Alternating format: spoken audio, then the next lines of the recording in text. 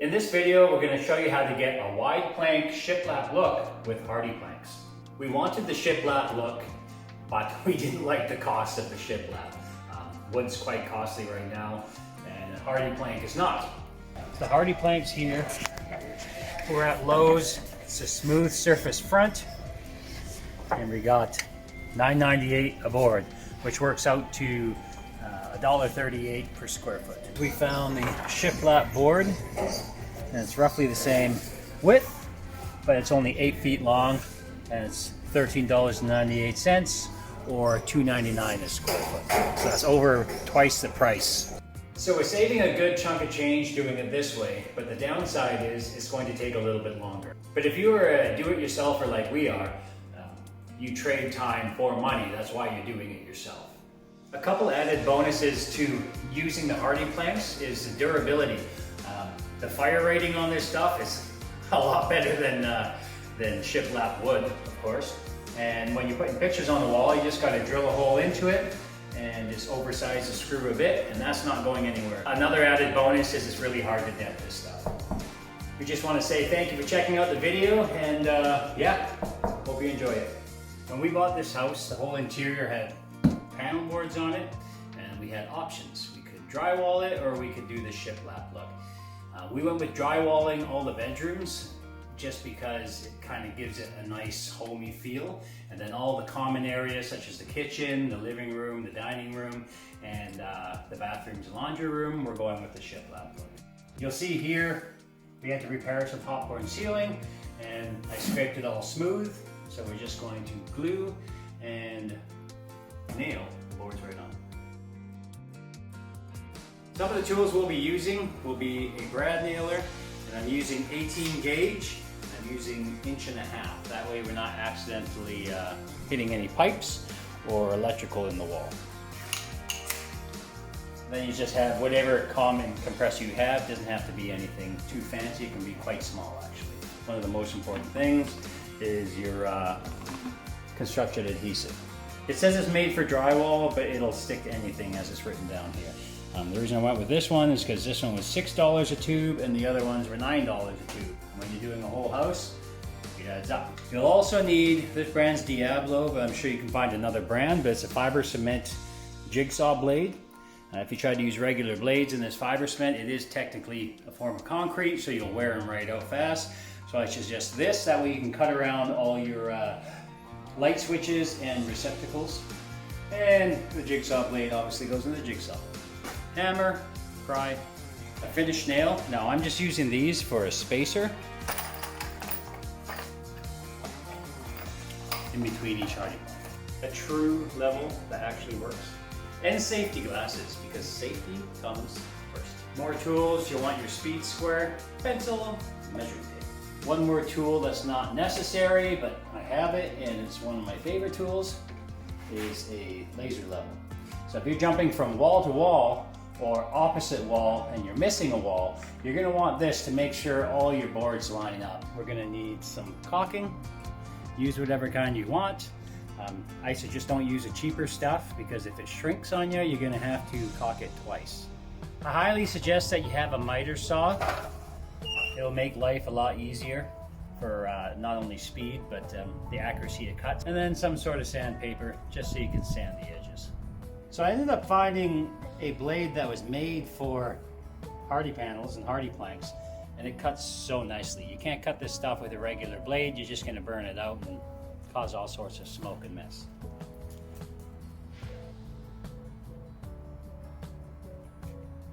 And last but not least, the hardy plank. So it's roughly 5/16 for your width, and then it's just over 7 inches by 12 feet. I prefer to cut multiple pieces rather than one at a time. So I'm at 109 5/8. And just to make sure it's the same all the way up. 110.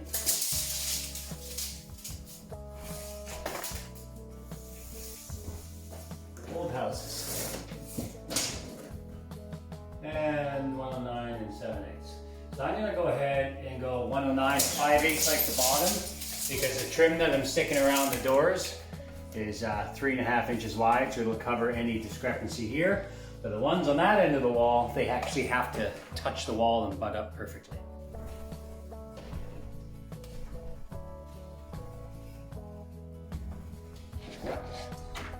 Always lift them vertical, because if you don't, they'll snap on you. Now from floor to ceiling, there are 13 boards. And then I already have 2 on the top, so right now I'm counting for 11 boards. That'll be this, basically 11 boards to the right below the door. So now that I've made my cut, I have to do all my sides with a sandpaper. Now I'm gonna do the side, because if you look closely, you can see where it was cut. There's little ridges. Now watch what happens when I put the sandpaper over. Just a quick one on the back. That's all it took. Now it's smooth, and you're gonna want that to make sure it looks like you have a sharp wood edge.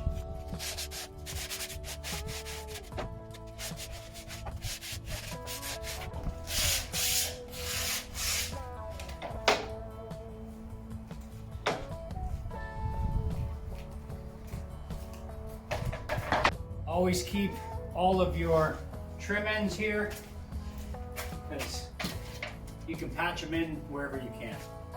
There might be small sections beside doors that you can make a bunch of those cuts out of, and sometimes it's just a long wall, so you can use one of those and your 12-footer. Either way, you can't let that go to waste.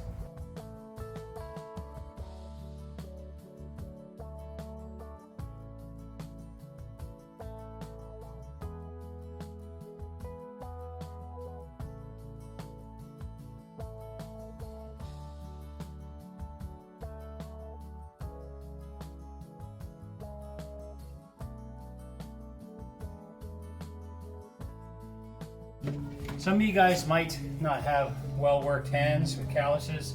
If that's the case, or even if you just want to protect your hands, make sure you wear a pair of gloves, because this is fiberboard and it will dry out your hands and also kind of make them raw after a day of work. I set up sawhorses because it's easier on my back. Put it on the floor, on the table, whatever you guys want, dunnage. So as I'm bringing them in, I'm going to line up all the ends, square them all up, and I'll show you why in the next one.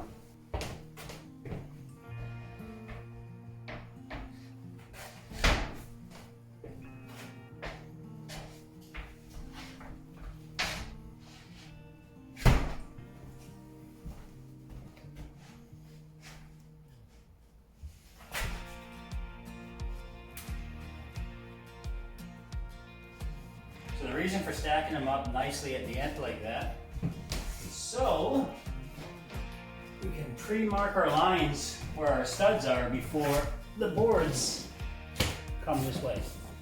Always do the corner. There should be backing behind there. And feel for the first one. So the first one seems to be, look for that little nail.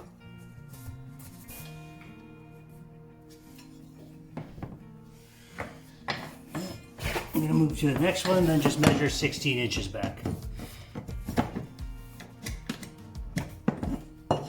Just to know I'm exactly where I need to be.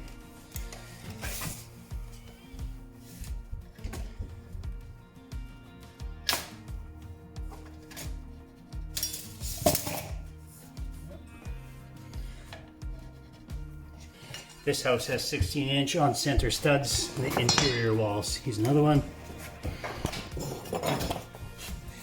This one will be on this side of the outlet.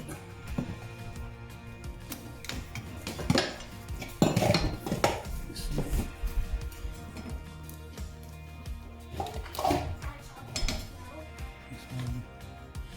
And then on the end, 1.5 inch stud, 3/4 inch back. Just make sure you're in the center of the stud.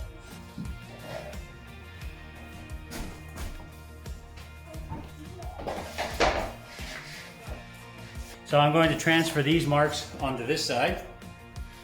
That way it's easier to work with.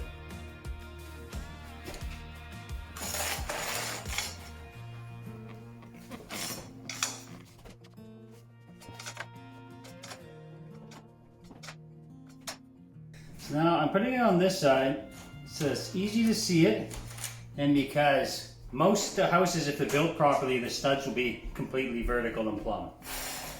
So as the line goes up with your nails in it, you don't want an oddball nail pattern because your eye will catch everything. Most of construction, or finishing anyways, is what the eye can catch. And if your nail pattern's off on every single board, even one is even worse. But the more perfect it is, the better off you are. Now what we're gonna do is, I decided for my nailing pattern, I would like it 1.25 inches on each side. So with this speed square, you go up, make sure your line leaves enough room for a pencil mark there.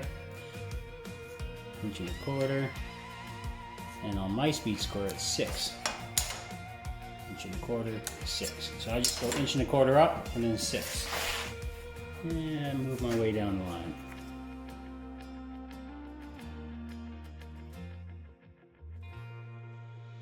These marks here is where I will be sinking in the brad nails.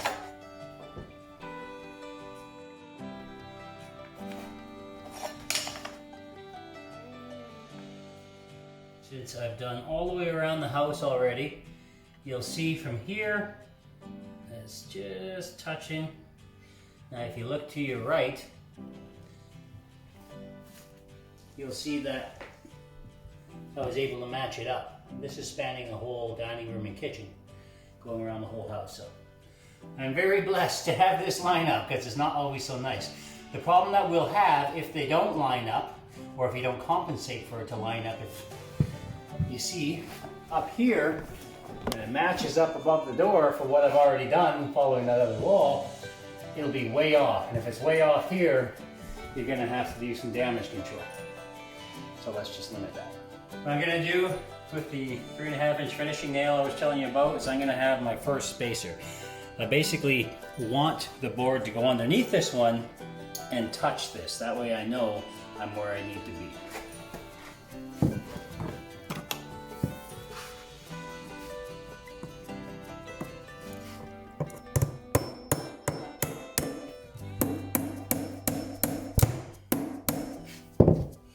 Now when it comes up, it's going to be basically where this one is. And if we're off just a hair on this corner, when we run our bead of caulking down, it's going to blend in quite nicely. You just don't want it to be off like 1/4 inch or something of the sort, because it's going to catch the eye.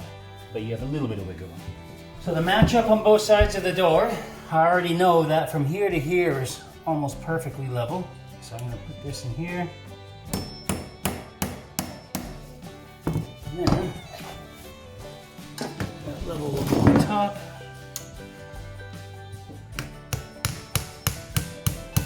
And if you look here, you'll see that we're level.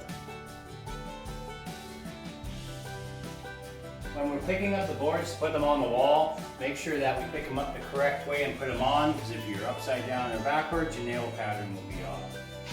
Before I go down there, since I'm ready on the wall, to mount it, we're going to grab construction adhesive. I try to spread my line out roughly 12 to 16 inches. And just enough so that when it hits the wall and you nail it on, it's going to spread to about 1 inch thick.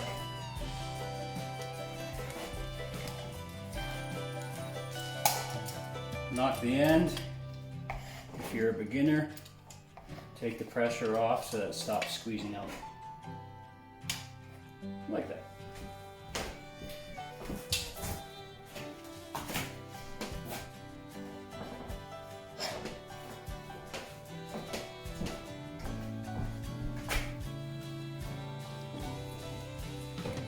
Now if you have someone else with you, that's ideal. But a lot of times I probably like your guys' selves as well, and by myself. One nail in the bottom to hold it.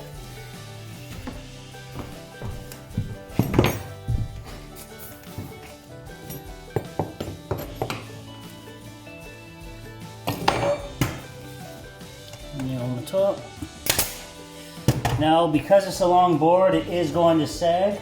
So this is where I'm going to get the level out again.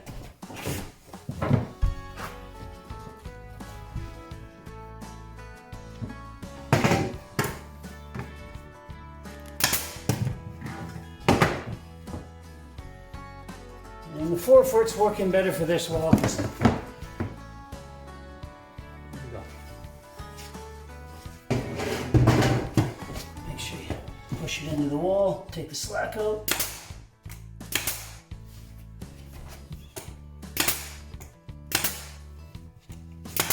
And the nice thing is, the nails will hold it in place until the glue sets, and you have double strength.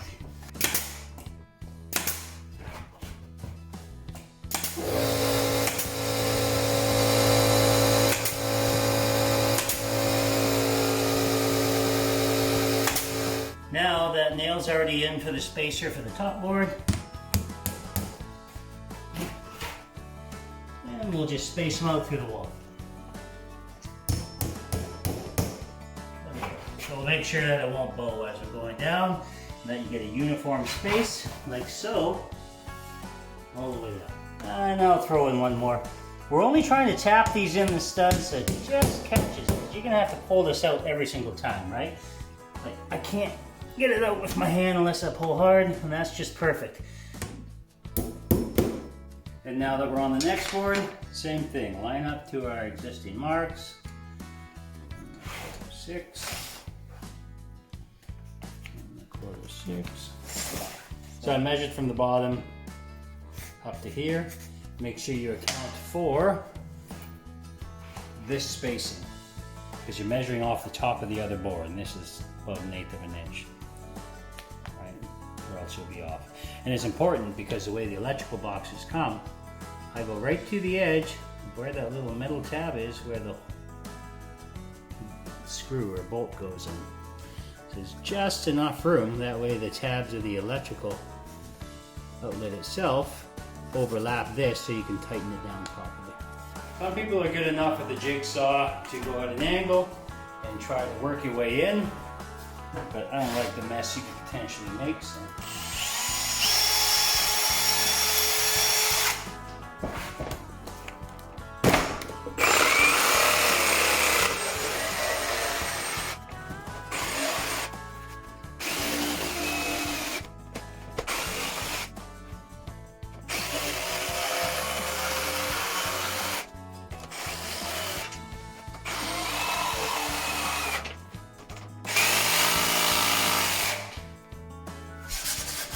We're going to sand the edges and the back. Before we put glue on here, we're going to dry fit that it fits on the wall properly, because once you put glue on here, you can't be cutting.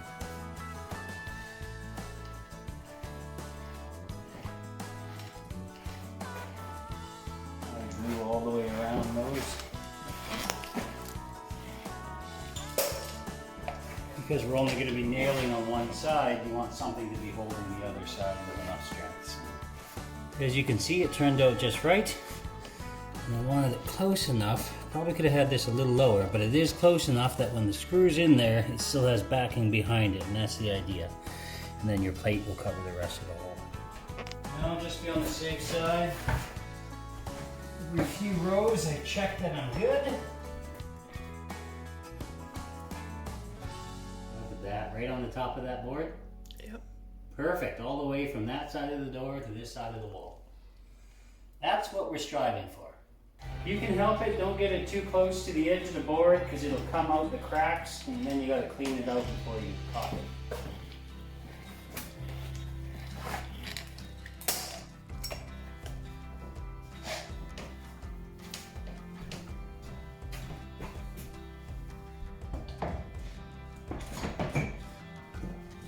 You'll see this bottom one was perfect, but this one is just short by 1/16 of an inch.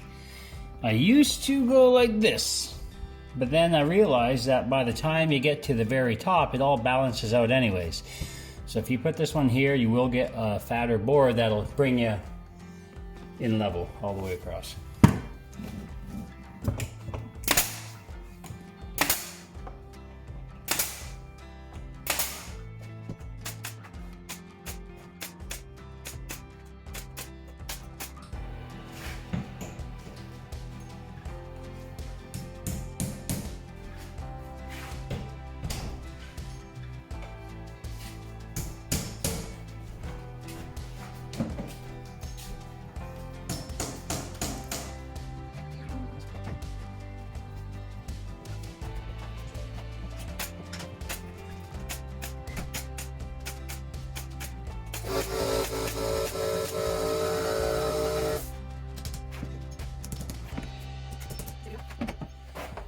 Right now we're just efficiently moving the spacers up as we go, each board, to make sure we're the same. If you look into this corner again, this is what I was talking about. I didn't adjust that one and it's almost perfect. It's just a hair off, but as we make our way up the wall, it should be lined up perfectly.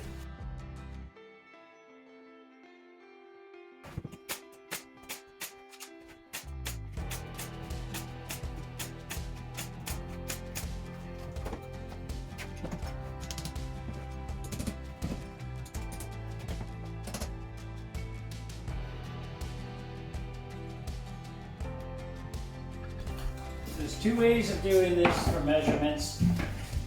You could measure off that wall, because that's where all of them start from, and find your measurements, or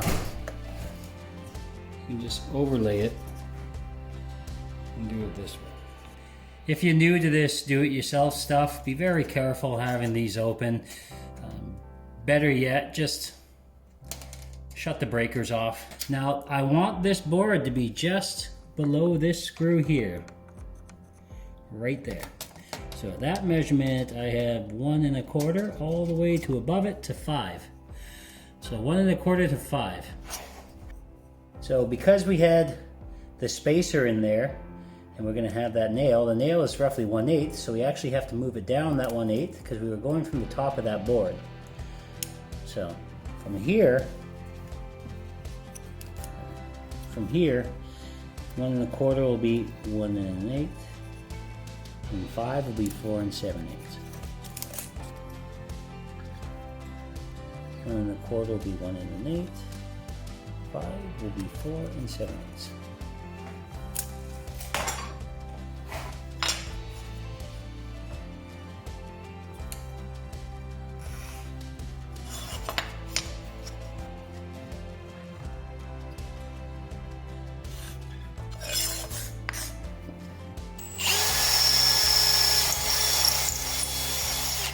What's nice about what just happened here is that the whole light switch is actually on one board, and so the plate will be as well. Sometimes it's half and half depending on what you're doing.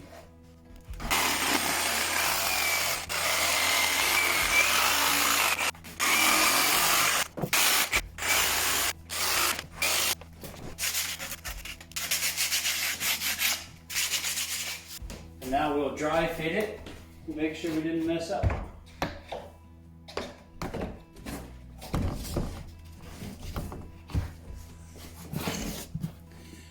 Perfect. Exactly what you want, so that these tabs still touch. So now the breaker will be off. We'll unscrew these so that we can flip them in.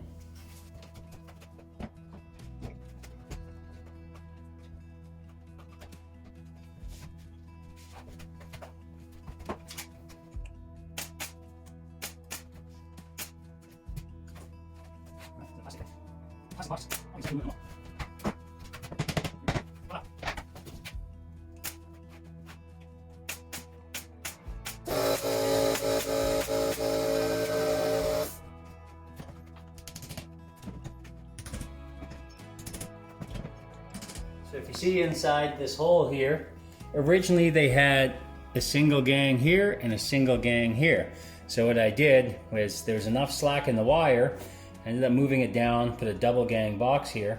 That way it looks proper and not, you know, Mickey Mouse. So since there is no live electrical behind here and it is insulated, I'm just going to put this Gorilla Tape in behind here, just so that when we're caulking it, it has backing.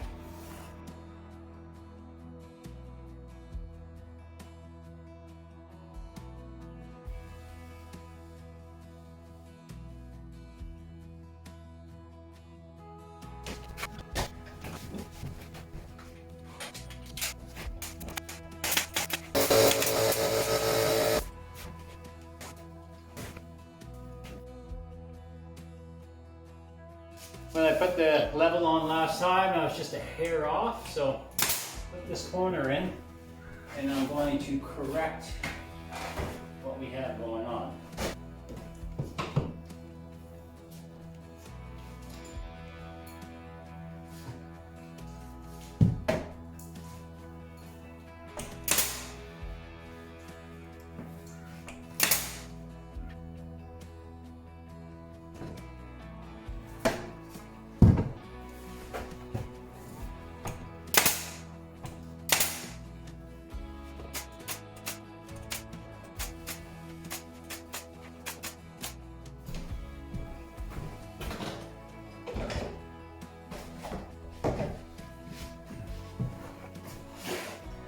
Look at that.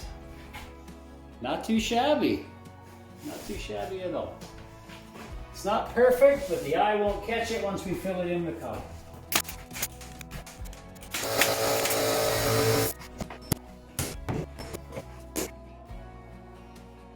Now that the boards are on the wall, we ended up priming them. This makes it so that while you're doing your caulking in between the cracks, it wipes up easier and it's just a nicer product.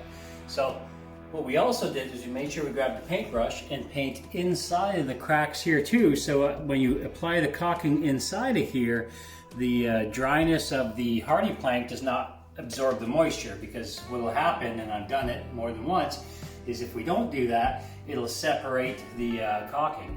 So yeah, now that is painted in between, we're going to carry on caulking like so.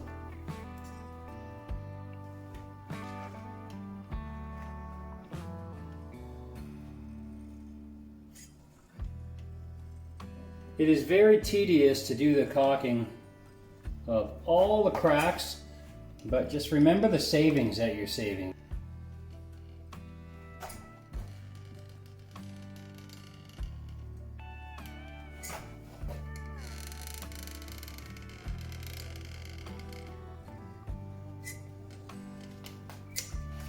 As a do-it-yourselfer, there'll be many ways to get rid of the caulking. What I used to do is I used to have ripped up t-shirts, like chunks, and I'd have a 5-gallon bucket of water and I'd dip it in every time I needed to clean it and carry on. It was just time consuming and I got water everywhere. So now we use baby wipes. They cost a little bit, but the sanity is there, and it saves time. So for the amount of time it saves and the cost of them, I'm pro baby wipe.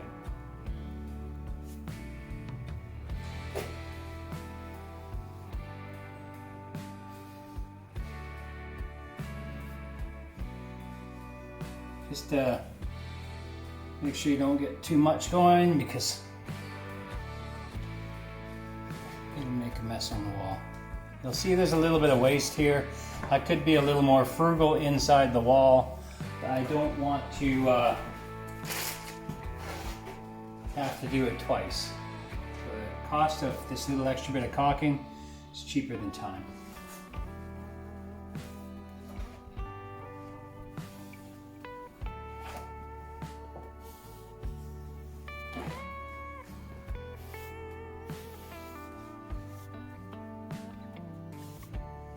Just apply a little bit of pressure in there and you'll see that it indents a little bit.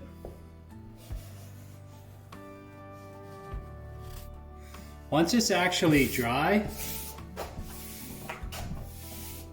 that's just for the little flakes. Once it's actually dry, it's going to come in a little more of an indent, so it gives you more of a shiplap look. So these here, once the caulking dries, it's going to suck in, as you can see here, and it gives it that shiplap look. Now that we've filled in all the horizontal cracks in between the planks here with caulking, we've given it ample time to dry. I know it says paint in 20 minutes, this caulking that I got, but even though I applied it 20 minutes ago, once you put a brush in there, you could push it around and then you gotta re-caulk it. So I'm just gonna fill in these cracks, and then I'm going to go over it with my roller horizontally on the plank.